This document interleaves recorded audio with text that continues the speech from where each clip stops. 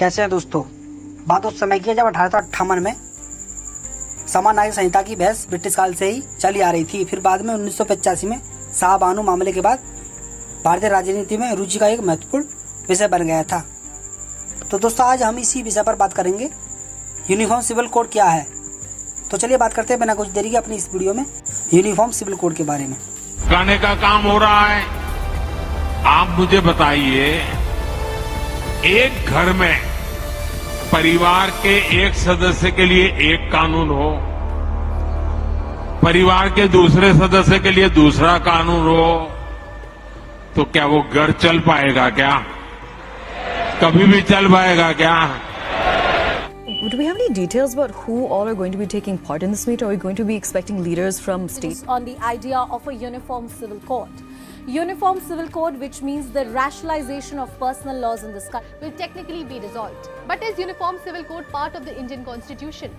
Well, yes, it is. Article 44 of the Constitution of British शासन से पहले east India company 1757 से 1858 के तहत उन्होंने भारत पर पश्चिमी विचारधाराओं को लागू करके स्थानीय सामाजिक और धार्मिक रीति रिवाजों में सुधार करने की कोशिश की थी। तो दोस्तों कानून के समान समक्ष हिंदुओं और मुसलमानों का यह लगाव न होना ब्रिटिश साम्राज्य की फूट डालो और राज्य करो नीति का हिस्सा थी। तो दोस्तों जिसने उन्हें विभिन्न समुदायों के बीच एकता और तोड़ने को भारत पर शासन करने की अनुमति दी थी। पूरे देश में शास्त्रीय कानूनों की प्राथमिक में भिन्नता थी, क्योंकि हिंदू और मुसलमानों में संघर्ष होता रहता था। जैसे शूद्रों ने विधवा पुनर्विवाह की अनुमति दी, जो कि पूरी तरह से शास्त्रीय हिंदू कानून के विपरीत थी। तो दोस्तों ब्रिटिश और भारतीय दोनों न्यायाधीशों द्वारा ऐसी ब्राह्मणवादी व्यवस्था को प्राथमिकता दी और उच्च जाति के हिंदुओं को प्राथमिकता मिली थी। 19वीं सदी के अंत में स्थानीय राय पक्ष और रीति रिवाजों के और परंपराओं की मान्यता बढ़ गई थी। तो दोस्तों मुस्लिम पर्सन लॉ भारत के विभिन्न हिस्सों में लागू किया गया था।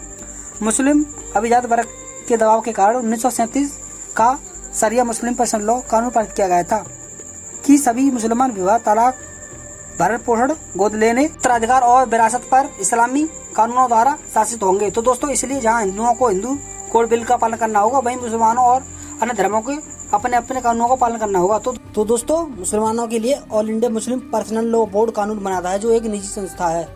1856 का हिंदू विधवा पुनर्विवाह अधिनियम, 1923 का विवाहित महिला संपत्ति अधिनियम जैसे कानून सुधार पारित किए गए, जो कि महिलाओं के लिए फायदेमंद थे। तो दोस्तों अखिल भारतीय महिला सम्मेलन AIWC ने पुरुष प्रधान विधायिका के प्रति अपनी निराशा व्यक्त की थी और लक्ष्मी मेनन ने 1933 में AIWC सम्मेलन में कहा था कि अगर हमें अदालत में तलाक लेना हो तो हमें बताना होगा कि हम हिंदू नहीं हैं और हिंदू कानून द्वारा निर्देशित नहीं हैं। तो दोस्तों अखिल भारतीय महिला सम्मेलन ने मौजूदा व्यक्तिगत कानूनों को बदलने के लिए एक समान नागरिक संहिता की मांग की थी, जो कराची कांग्रेस के प्रस्ताव पर आधारित थी। तो दोस्तों जवाहरलाल नेहरू ने समान नागरिक संहिता का समर्थन किया, लेकिन उन्हें अन्य नेताओं के विरोध का सामना करना पड़ा था। तो दोस्तों भारतीय संसद ने 1948 से 51 और 51 से 54 के दौरान हिंदू कानून समिति रिपोर्ट पर चर्चा की थी। तो दोस्तों प्रधानमंत्री जवाहरलाल नेहरू के समर्थक और महिला सदस्य चाहते थे कि समान नागरिक संहिता लागू की जाए, जहां कानून मंत्री के रूप में BR अम्बेडकर इस विधेयक का विवरण प्रस्तुत करने के प्रभावी थे। डॉक्टर भीमराव अम्बेडकर ने नागरिक संहिता की सिफारिश की, लेकिन बाबा साहब को संसद में कड़ी आलोचना का सामना करना पड़ा, जिस पर उन्होंने इस्तीफा दे दिया था। तो दोस्तों इसके बाद नेहरू प्रशासन ने हिंदू कोड बिल पारित किया था। तो दोस्तों राजकुमारी अमृत कौर और हेमा मेहता जैसी महिला सदस्यों ने इसका विरोध किया था। महिलाएं विशेष रूप से रशिया कानून के अधीन थी, जो भारत में मुस्लिम पर्सनल लॉ कहलाता है। तो दोस्तों बाद में नेहरू जी ने स्वीकार किया कि बिल पूर्ण और सही नहीं था। तो दोस्तों 1985 के शाहबानो मामले में बानो 73 वर्षीय महिला थी, जिन्होंने अपने पति मोहम्मद खान से गुजारा भत्ता मांगा था। उसने शादी के 40 साल बाद उसे 3 बार मैं तुम्हें तलाक देता हूं कहकर तलाक दे दिया था और उसे नियमित कर भरण पोषण से वंचित कर दिया था। यह मुस्लिम पर्सन लॉ के तहत हुआ था। शुरुआत में 1980 में एक स्थानीय अदालत के फैसले ने उन्हें गुजारा भत्ता दिया था। तो दोस्तों इस मामले के अलावा अन्य 2 मुस्लिम महिलाओं को पहले 1979 और 80 में आपराधिक में संहिता के तहत भरण पोषण प्राप्त हुआ था।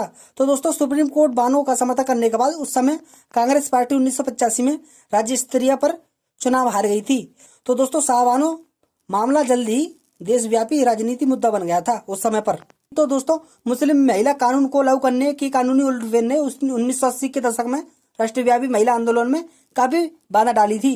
तो दोस्तों बाद में अक्टूबर 2015 में भारत सर्वोच्च न्यायालय ने एक समान नागरिक संहिता की आवश्यकता पर जोर दिया और कहा कि इसे हम स्वीकार नहीं कर सकते, अन्यथा हर धर्म कहेगा कि हमें अपने व्यक्तिगत मामले के रूप में विभिन्न मुद्दे पर निर्णय लेने का अधिकार है।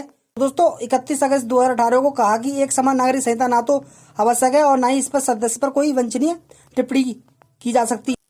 तो दोस्तों यूसीसी को नवंबर 2019 तथा मार्च 2020 में 2 बार प्रस्ताव किया गया था, लेकिन संसद में पेश किए बिना दोनों बार जल्द वापस ले लिया गया था। सुनने में आया था कि बीजेपी और आरएसएस के बीच मतभेद के कारण इस बिल पर चर्चा की जा रही है। तो दोस्तों देखते हैं आगे क्या होता है इस मामले में। बने रहिए हमारी चैनल पर। मिलते हैं अगली वीडियो में। जब तक के लिए नमस्कार।